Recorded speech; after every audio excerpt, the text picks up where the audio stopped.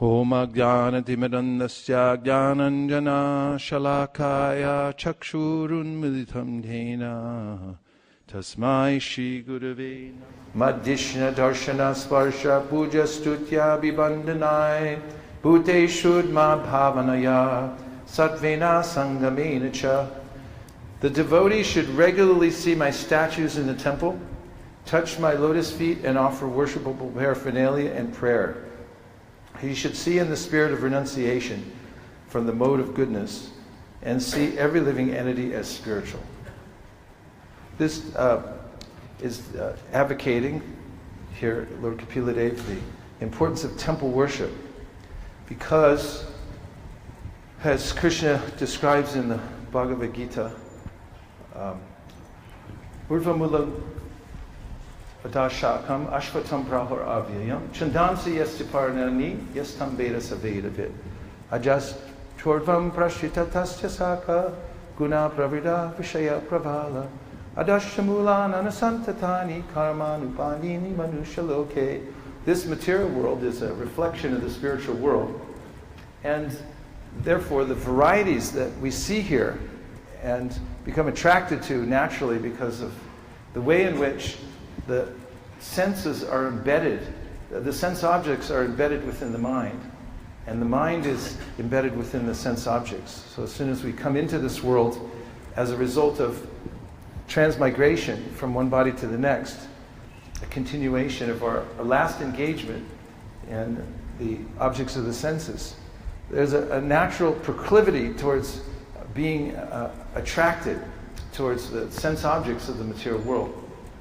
But the variety that we see here in the material world and the experience we have through the senses is illusory. And Krishna says in the Bhagavad Gita, Yehi samsparshaja poga dukkayonaya evate adyantavanta konteya nateshu ramate buddha. An intelligent person doesn't take pleasure in these interactions between the senses and the sense objects, knowing adyantavanta, they have a beginning and an end. And also, they're the cause of misery. They're the womb of misery. That's where little Dukhi is born from, contact with the material nature. And here, Dukhi, come here. So, one has to have an alternative. In terms of a number line, the material world is the negative numbers on the line, and one goes deeper and deeper into debt, called karma, here in the material world, by performing material activities without any knowledge of the ultimate goal of life. And there's a saying in America, if you find yourself in a hole, stop digging. So some people figure that out after many births and deaths, that this is not working very well. So they come up with various philosophies of getting out of debt. And so one of the ideas, which is speculation, is to come up the number line to zero. But one can't rest at zero. Yene ravinakshava tvayastabhava avashuddha bodhaya aruya krishnena parampadam tata patantyato nadrita yushmanangraya. No matter how hard one works to achieve some kind of stay from the onslaught of the material senses by coming to zero and blocking out the senses, eventually one will fall down. Patantyada, again. One falls down. It happens again and again. All the attempts at finding some kind of liberation don't mean anything until one finds the lotus-eyed Lord. And where does one find one? Right here. You come to this temple and you walk in and you find the best of everything. You have the best incense, the best oil, the best flowers, the best mantras, the best deities, the best deity dressers, the best temple.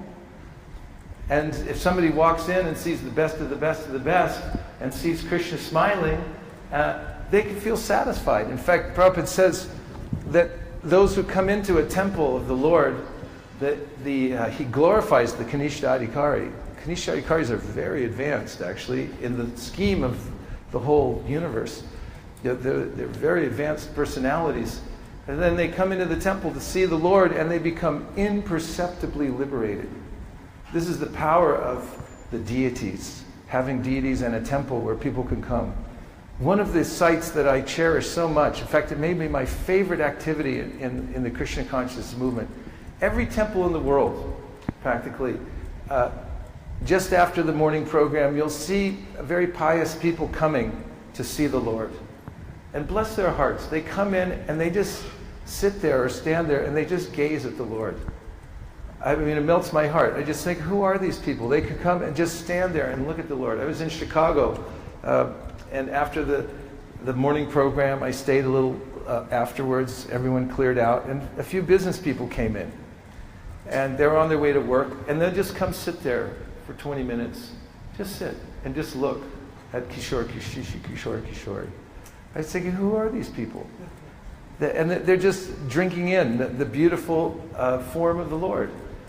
And those who perform the worship within the temple of the Lord know for themselves that they're having communion directly with the Supreme Personality of Godhead. Because while collecting all the paraphernalia, one feels joy within one's heart. You go out and get the flowers and the tulsi, and they bring all the paraphernalia. Just the sight of the Achmana cup today, when I was doing the Guru Puja, this copper, when it's polished to a shine, this, if you look at that, you become liberated. It didn't work on me, but other people.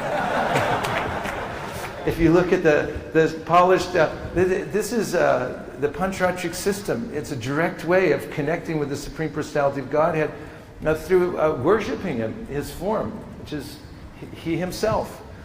And when we sit down to do the puja, those who have come to the point of Brahminical initiation, and they're pouring various substances on the Lord from a conch, and they see that the tulsi leaf is gliding down the Lord's beautiful frame, and it sticks on His hand, or it sticks on His lotus foot. The sun is coming up, the incense is in the air. And where would you rather be, there or driving, in traffic to try to get to a cubicle so you can sit and stare at a screen? Take your choice. And I was thinking about garlands also. Who gets a garland? I mean, what's a garland for anyway? It's a string of flowers. Who does that?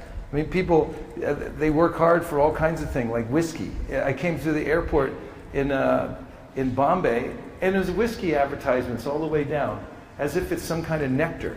They advertise this is nectar, but actually it's a common sense rule that you shouldn't drink anything you can light with a match.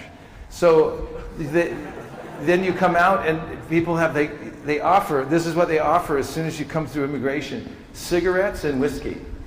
This is what you get in the material world. This is how depraved you get. So you get to choose between that and coming to see the Lord in the temple with His beautiful smiling face and flower garlands. And this is real life. And this has to be there for the people of the world. These temples have to be here so that people can come and see the Lord for themselves and feel how satisfying it is that the Lord's embracing them within their hearts.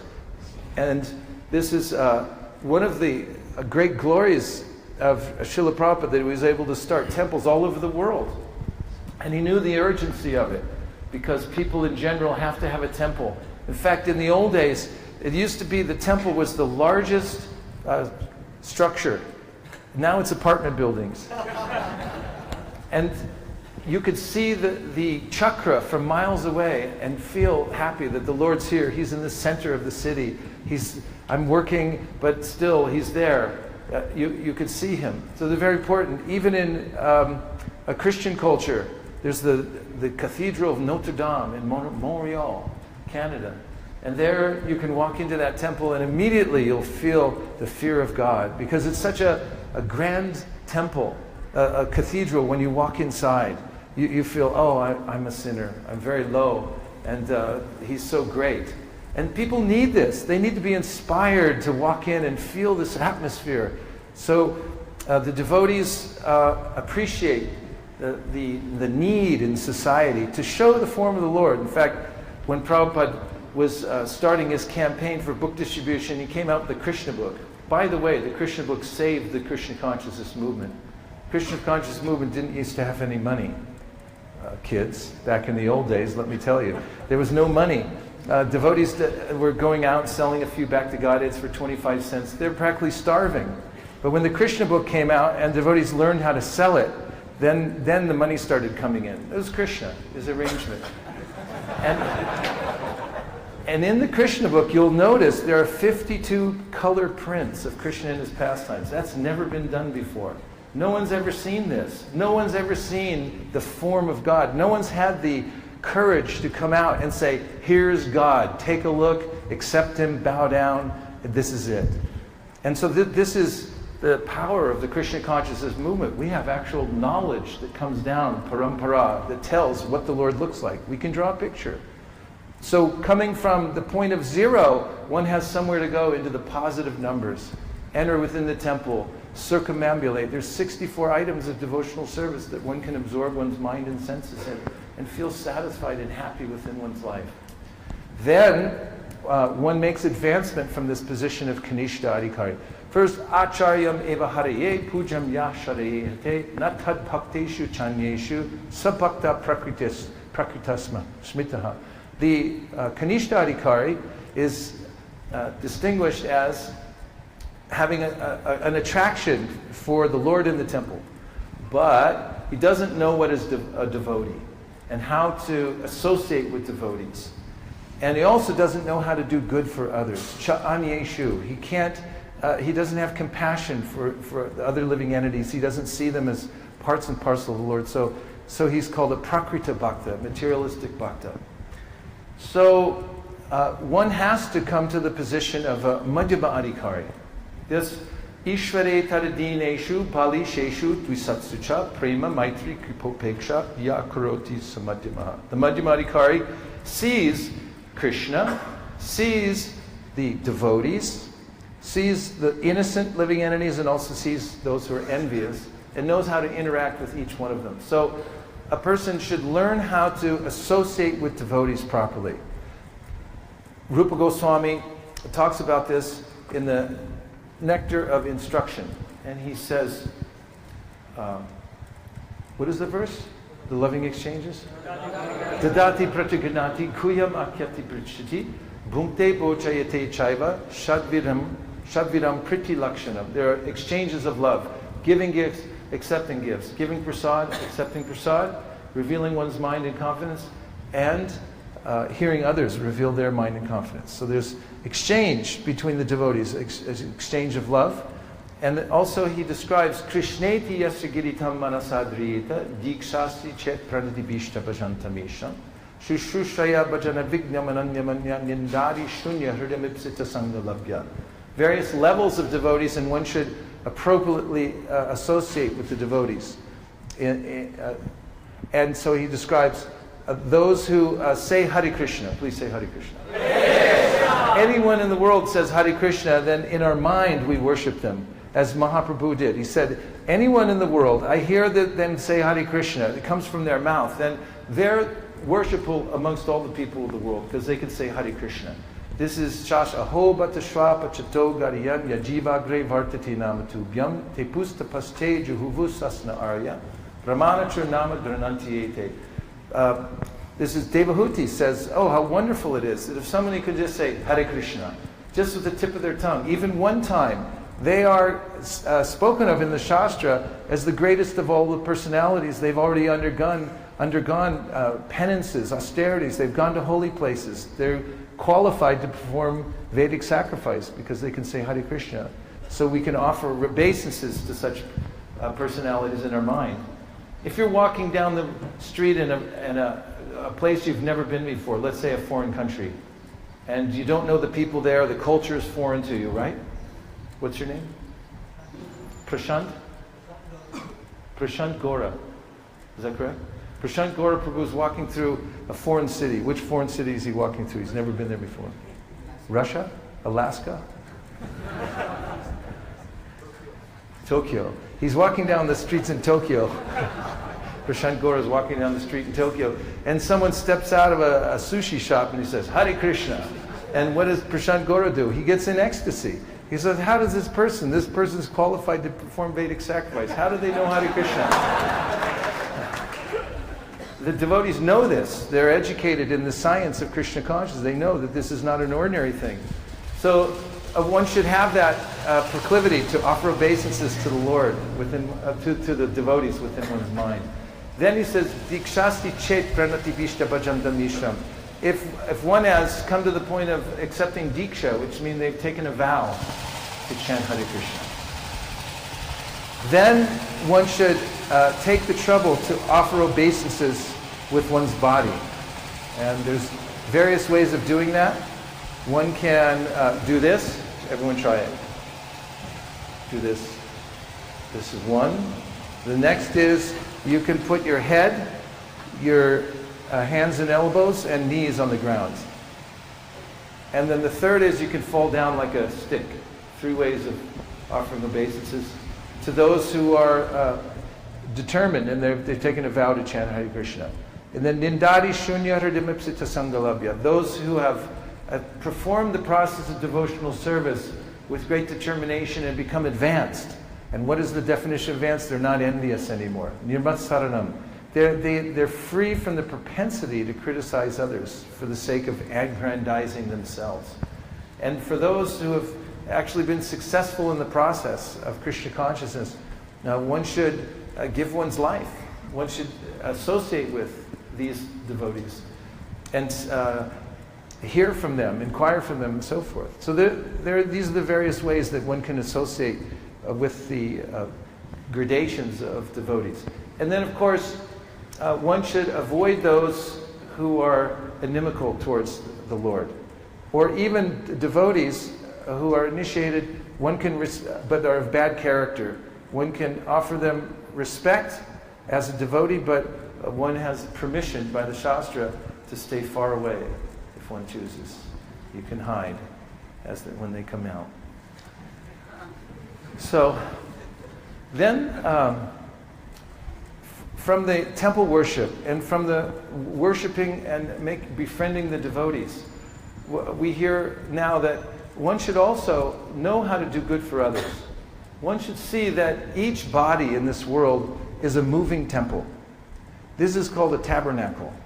In the Judeo-Christian system of religion, some of them have this tabernacle. It's a moving structure. And sometimes it's a little box and sometimes a little bigger, but the essence of their deity is there within the box. I saw one in the New Jersey airport. In all the airports in America, there's a system of chapels. Every airport has a chapel in it. So we're going about putting the Bhagavad Gitas and other books in these places. In California, they're not chapels, they're meditation rooms and yoga rooms and things like that. But I saw in there a tabernacle, and some of the workers would come in on their break and they'd offer their obeisances to the tabernacle.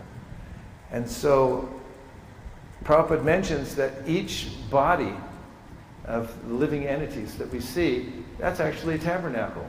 They're walking temples, because within each body is the Supreme Personality of Godhead accompanying the living entity.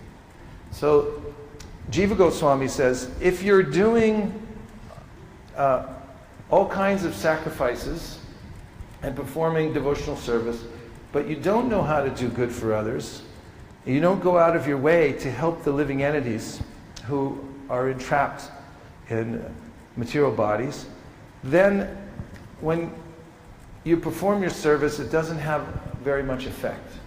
Just like when you're performing a fire yajna, but there's no fire, and you just pour the ghee onto ashes. So for making rapid advancement, one should also include in one's life the way of the Panchatattva, and that is to go out into the world and try to do good for others, to meet others and give them prasadam, the holy names, and transcendental literature, and invite them back to the temple so that they can see Krishna for themselves. They can smell the incense, they can hear the kirtan and so forth. And this makes for a complete life in Krishna consciousness. Now in the last part of the purport, which caught my interest because one of the devotees yesterday mentioned patience. And I was thinking about patience, and I saw this verse.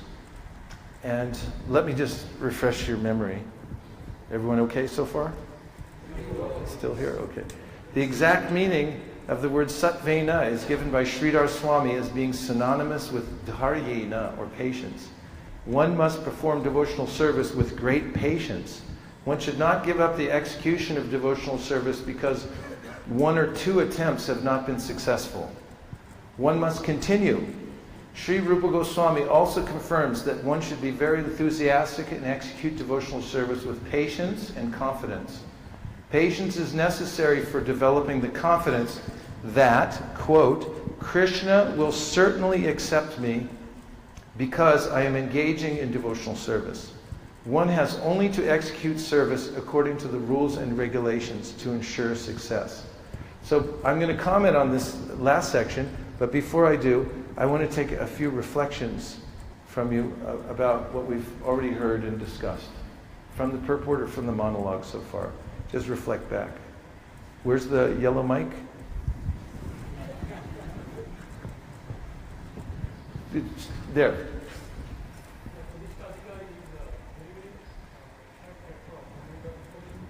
The Kanishta Adhikari is very a high level compared to all the living entities in the world. Yes, we should appreciate the Kanishta.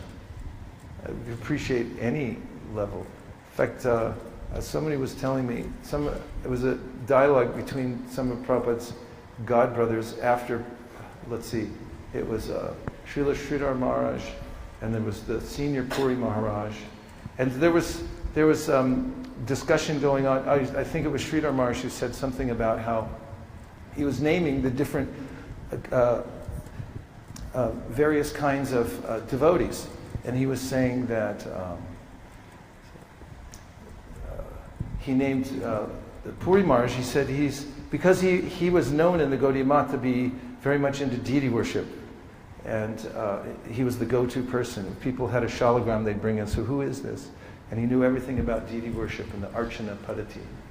And so he said, yeah, he's Kanishta, and then he was talking about an A.C. Bhaktivedanta Swami Prabhupada. He's an Uttam, because he spread Krishna consciousness all over the world. And some of the followers of Pramod Puri Maharaj got incensed, and they thought, how can he say that? So they went to their guru and they said, this Sridhar Maharaj has called you a Kanishta Adhikari. And he said, he's given me some Adhikari? So, any Adhikari we should appreciate. Of course, it's seen and mentioned from many different points of view how these gradations are listed. What else? Yes. Yeah. 1, 2, or whoever has the yellow mic. You told that whoever chants Hare Krishna, we should respect them because they've already performed the penances and austerities in last life to utter that word Hare Krishna. Yes. Yes. Thank you. Something similar, like how devotee is able to respect a person who is just on his tongue, Hare Krishna is coming on. How Chaitanya Mahaprabhu is able to respect. It seems quite difficult in our case, where we are all around devotees who are chanting so much so. Yeah, you have to start over every day. That's why we do sadhana every day, not every other day, every third day. Because this world is fraught with forgetfulness. And you have to start over and remember every day. This is partly what Prabhupada's saying at the end here. The last sentence really caught my attention. One has to only execute service according to the rules and regulations to ensure success. Start over and remind yourself. Start as a beginner every day. And remember, don't develop entitlement and think that I've done so much, therefore now I don't have to respect devotees. But rather, consider yourself not liberated and consider yourself a rank neophyte. And it's actually the highest pleasure one can have is starting over, being humble and just being the servant of all the other devotees. Don't feel entitled.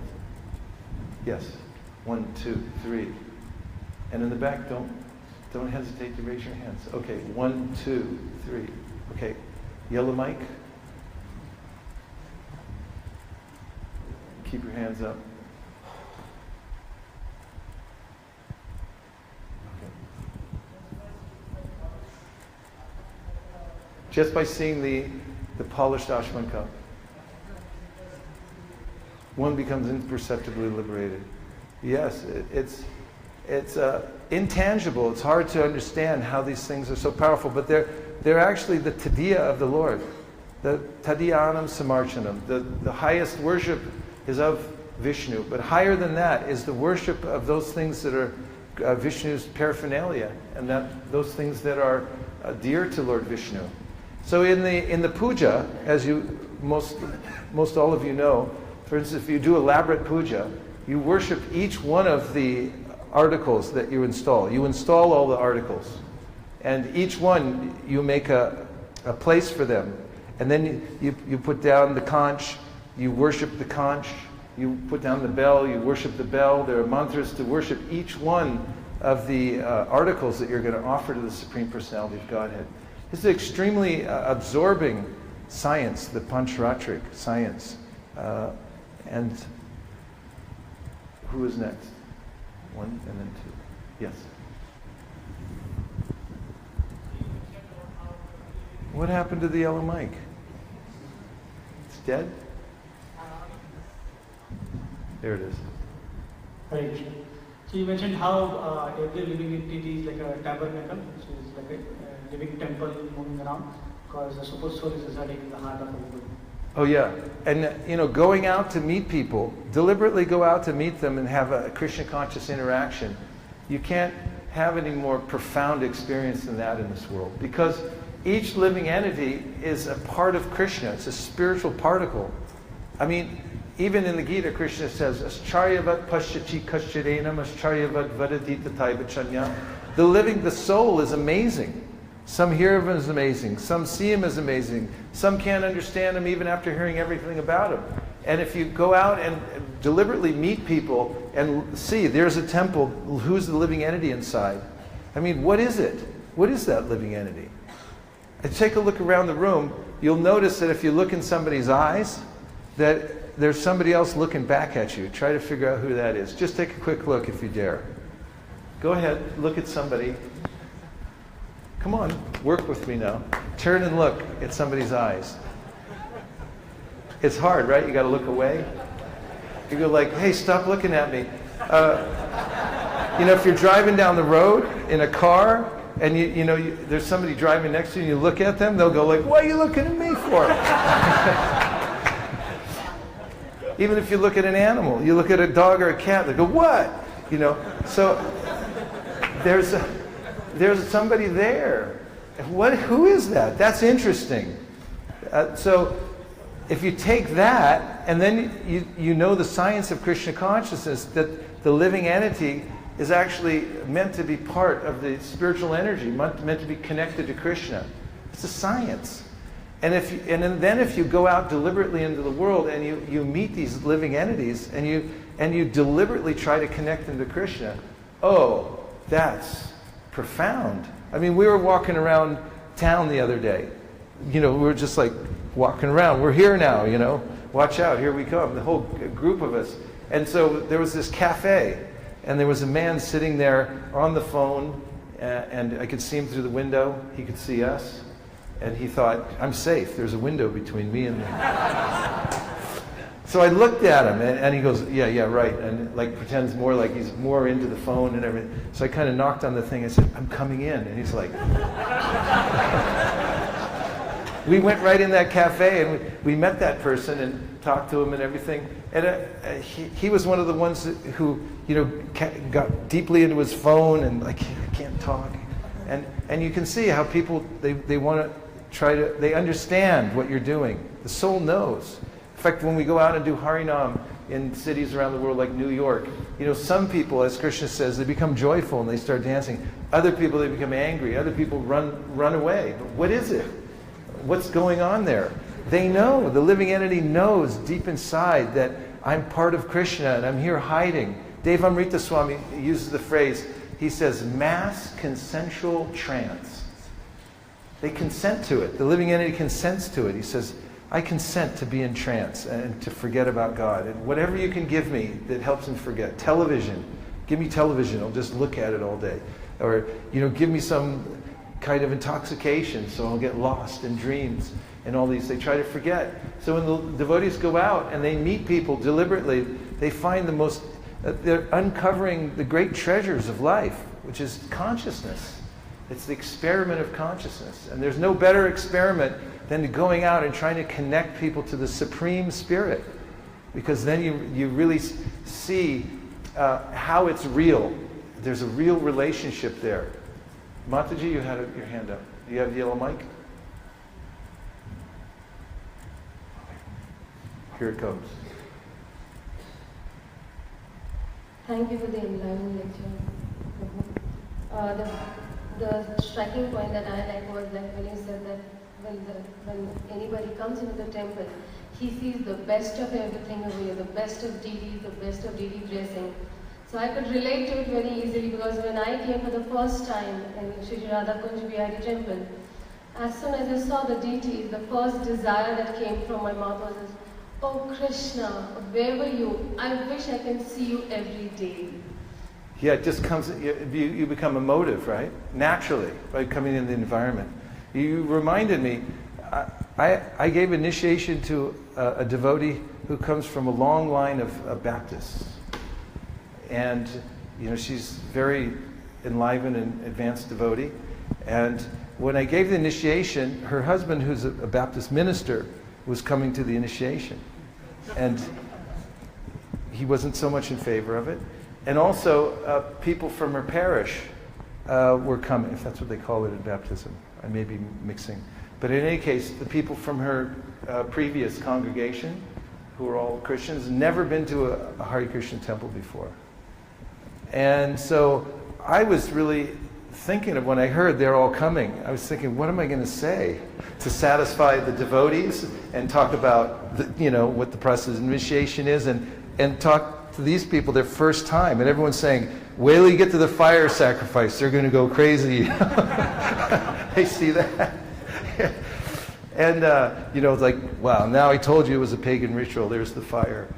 So when I came to the temple in Dallas where this would take place, I was really meditating on how to accommodate everybody in that circumstance. And that temple's so opulent. Tamal Krishna Maharaj built that, and it's a beautiful temple.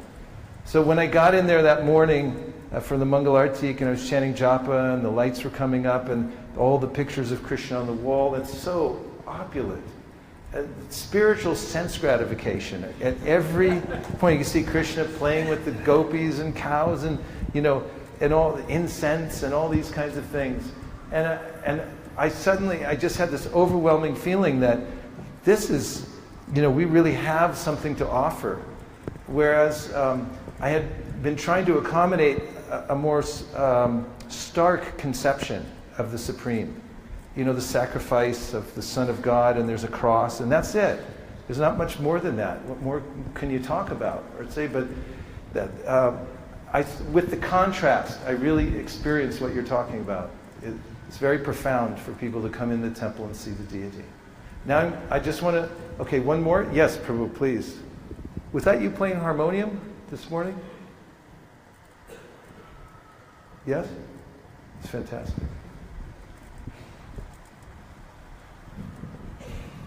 Thank you, Prabhu, for another enlightening lecture. In the beginning, you mentioned one of the reflections is the advanced devotee sees the deities not different from the Supreme Personality of Godhead. Yeah. And one more point that I just kind of reminded me on a similar tangent or a note about Bhakti Raksha Sridhar Maharaj. Some of his disciples, kind of in a complaining mood, said that Swami Maharaj is saying that we are simply ringing the bell and sleeping. Simply what? Simply ringing the bell. Ringing the bell. And sleeping. So, but Bhakti Raksha Sridhar Maharaj said, yes, Swami Maharaj is the commander-in-chief of Mahaprabhu's Sankirtan band. At least we have a position of ringing the bell. Nice. That's the Vaishnava mood. Yes. Yes, thank you. Beautiful. Now I'm going to embark upon the last part. Because I have a few thoughts about this patience idea, which obviously I haven't gotten to yet. And if I'm not incorrect, I still have 17 minutes. Is that right? Do you all have 17 more minutes? Okay. So before we do, put your hands in the air and say Gauranga as loud as you can. 1, 2, 3. Okay. That'll help. So, about patience.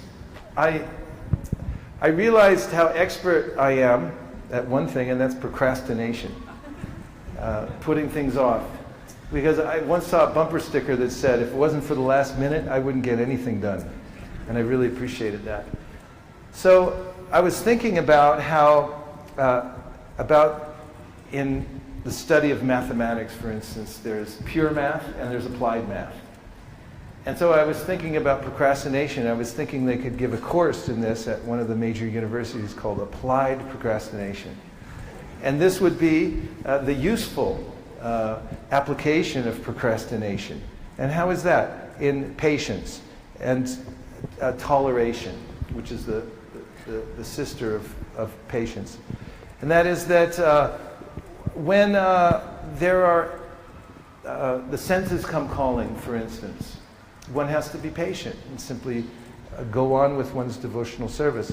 So how do you do that? Just the way you procrastinate on other things. You just put them off. And we were discussing this morning how Haridas Thakur did that. He showed the example of how one can do that. When a woman came to entice him in the middle of the night, then he didn't say, no, get out of here. He just said, hold on, later, because I'm busy right now. So this is one of the ways of an actual practical application of patience is when there are distractions that come into one's purview, one can simply put them off, the way one puts off other important things and leaves them to the last minute, like taxes. You can defer taxes to the last. So, in order to be patient, one also has to be very thoughtful, to consider, like as in the Bhagavatam, Tachcharadhana munayo jnana vairagya yuktaya pashyantya manichatmanam bhaktya shrutagrahitaya, which means that to advance in devotional service, one must have knowledge and detachment, and that one gets from hearing the scriptures. And also, the verse says, one must be thoughtful. And Jiva Goswami emphasizes this in the Bhakti Sandarbha. In order to advance, you have to have knowledge, you have to have detachment to fortify you, and you also have to be thoughtful. So patience requires thoughtfulness. Because you have to think about what is the end goal in life, and you have to consider how powerful is the process that you're following. Just like gardeners, farmers, they have to have faith in good seeds. If they have faith in the seeds, they can wait for a long time for the seeds to come up. And so they have to study where the good seeds come from and what constitutes a good seed, who's a good supplier of seeds. And when they trust all that, then they can have patience, because they know, I'm doing what I have to do, and it'll come out in the end. The seeds will grow and they'll produce the right fruit. So thoughtfulness is important in patience, and also being in preparation mode. If you're not where you want to be, which it can disturb one's patience, you'll think, I want to be somewhere else, I want to be further along, but here's where I am now. If you revert to what I like to call preparation mode, that is, you can't do what you want to do right now, so just get prepared to do what you want or need to do later. And Prabhupada talked about this. In fact, there's a whole chapter in the Prabhupada Lila Amrita called a life of preparation, life in preparation, right? Life in what is it? Lifetime in preparation. Lifetime of preparation? Lifetime in preparation. Perfect. So if you consider, if you're always preparing, you say your mind's agitated, you're not patient, but say, keep preparing, stay prepared, because your moment will come if you stay prepared. Louis Pasteur said, Great discoveries come only under the prepared mind. And you can't see opportunity unless you're actually really prepared for it. So instead of becoming disturbed, be patient and stay in preparation mode and keep preparing for the inevitable, which is that Krishna will give you the opportunity to move ahead. We also, in discussing patience this morning, visited the verse Tate anukampam susamikshamano bunjana evatma kritam vipakam hridvagva purvir vidadam namaste jiveta yo mukti pade sadaya bhak. And in this verse, in which the devotee is advised to remain patient and wait for the mercy of the Lord, correct? Yes? Yes. So, in the purport, we hear from the great commentator Sridhar Swami, who says that just as the son of a rich man has one duty to do, and that is stay alive, because he'll inherit the wealth of the Father. So in the same way, he says the devotee has one duty to do: stay alive. Somehow or other, stay alive in Krishna consciousness. And so Krishna says in the Gita, Ye me matamidam nityam anutishtanti madhava. That's 331. And in that verse he said, if you just follow my instructions, everything's going to be fine. Just figure out what the instructions are and follow them. And in the purport, Prabhupada says something so encouraging and which invokes patience in devotees, in that he said, there are many scholars who study the Bhagavad Gita and they wildly speculate about what it means. They're maya pritagyana, and therefore, because they're not faithful to Krishna's instructions, they just misuse them and rampantly misuse them, then they don't get anything. But the sincere person, he says, who believes in Krishna's instructions, as in what we just heard here, that if you just stick to the simple process, you're going to be successful. Don't freak out. Just stay on the path.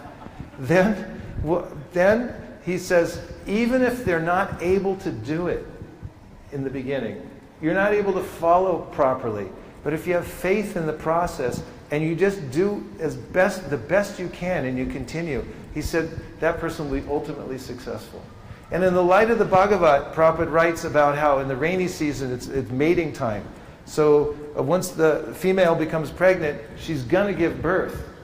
So in a similar way, once one's contacted devotional service, the result is inevitable. So Prabhupada says you should just go on with faith, following the process as given by the great acharyas and your spiritual master, and you'll be successful. And he said, the result is sure and certain, even if you don't desire it. Like you might change your mind and say, I don't want this anymore. Too late. It'll come of its own force, just like you're pregnant. It's like, it's going to come. It says, Prabhupada says, it has its own force. It's coming from Krishna. It's coming from a higher level. So we don't have to become impatient, but just believe in the seeds. Know where we got them. They're coming from the best source. And these seeds work. The Mahamantra, the mantras are the bija. They work. Plant them every day. Water them every day to the best of your ability. And even if you're terrible at it, even if you're not doing a good job because of your past encounters of the material world and your mind's disturbed, Krishna will make up for it because of your sincerity if you go on and just be patient and stay in preparation mode. And finally, a quotation that I always like to keep in my mind. Do you have this phrase in India called a big shot? If someone is a big shot? What does it mean, a big shot? A big shot. If you say that guy's a big shot, what does it mean? A big person, right? A big shot can be like a rich or famous, or like they're something like they're famous or something, like they're called a big shot. Yes? Okay, so there's a saying I learned many years ago. A big shot is just a little shot who keeps on shooting. So, if you trace back the history of all the big shots in the world, what did they do that was any special? Most of the time you hear they just kept going. You just keep doing it. Take the shot that you can. Don't fail to take the shots that you can take, because you can't do the big thing. So, last concept is of compounded interest. There's a story about a father who, in his will, he has 2 sons. So one of them, he says, they can choose. One of them can have $1 million, and the other one gets from his fortune, he can inherit, he can have a penny that doubles every day for 30 days. So the one says, I'll take the $1 million, and the other one says, all right, I'll take the penny. So it turns out that the penny doubled every day comes out to about $5.5 million. And if you study the science of investing and you look at compounded interest, just tiny little increments every day, reinvested. Then if you start early investing, you can develop wealth, even if you're not making a lot of money. In fact, there was a book I read a long time ago. It was called The Richest Man in Babylon. And it's all about the principles of investing. So his formula for becoming wealthy was that whatever kind of money you make, put away 10% of the gross, and then put it in an investment somewhere where you're making some interest on the 10%. And so he shows in different ways, if you start early when you're 20 years old or something like that, even if it's just a little bit, over time, by the power of compounding interest, it becomes a massive fortune. So in the same way in devotional service, if you remember to invest at least 10%, and Prabhupada gives this figure, I'm not making these things up, but in the Prachetas, they spent 10,000 years underwater out of the 100,000 years they live. And Prabhupada said, if you can put aside even 10% of your life for this kind of thing, then you'll be a success. So similarly, if you just remember, like, I've got so much complication in my life, I have so many other things I have to do, put away 10%. And in The Richest Man in Babylon, it's called pay yourself first. You've got all these creditors to pay. You can just keep paying them your whole life and you'll never have anything. But he says, before you pay your credit cards, before you pay your insurance, before you pay anything, take 10% out of the gross and pay yourself. So same thing, you have 24 hours in a day. Pay yourself first. Give yourself that full concentration on your core activities in devotional service. And if you just spend 10% of your day like that every day, you'll become a spiritual billionaire very soon. Hare Krishna.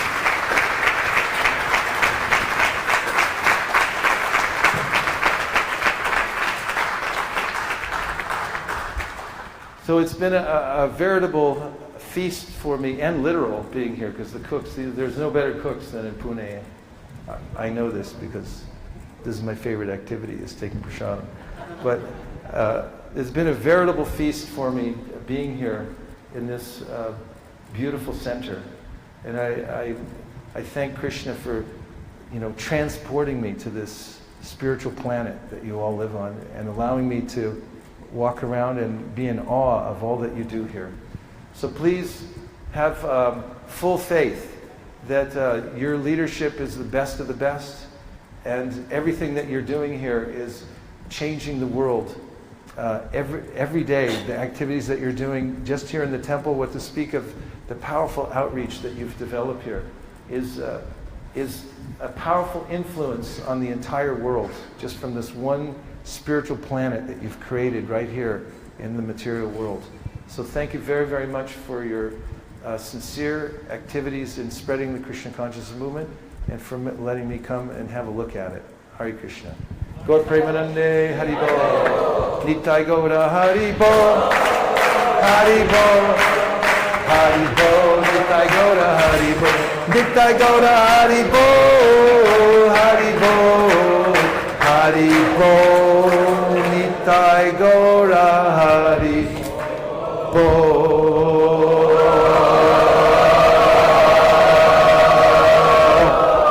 Vanchakopadurvishya Kripasinabhevacha Patitanam Pavanebhyo Vaishnavebhyo Namo Namaha.